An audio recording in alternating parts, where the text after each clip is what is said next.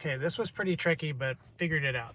2014 Mercedes C250, resetting the oil change light.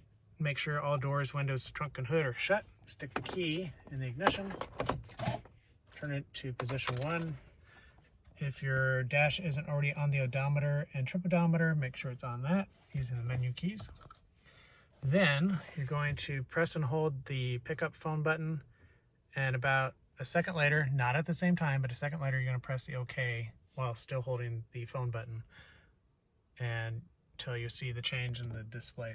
If you do it too fast, you're going to get the prompt for resetting the trip odometer, so you did it too quick.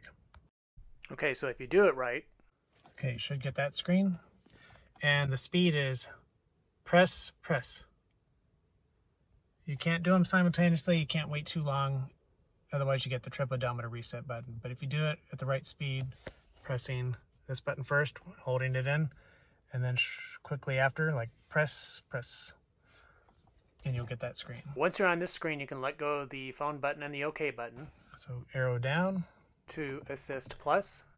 Although you can't always see my hand in the video, I am using the up and down, or mostly the down arrow, and the OK button to navigate through the menus.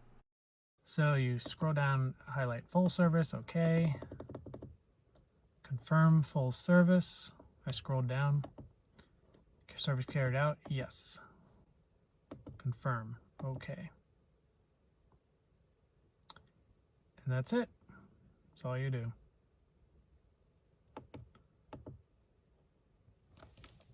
As always, thank you for watching, and please like, share, and subscribe to my channel. Thank you.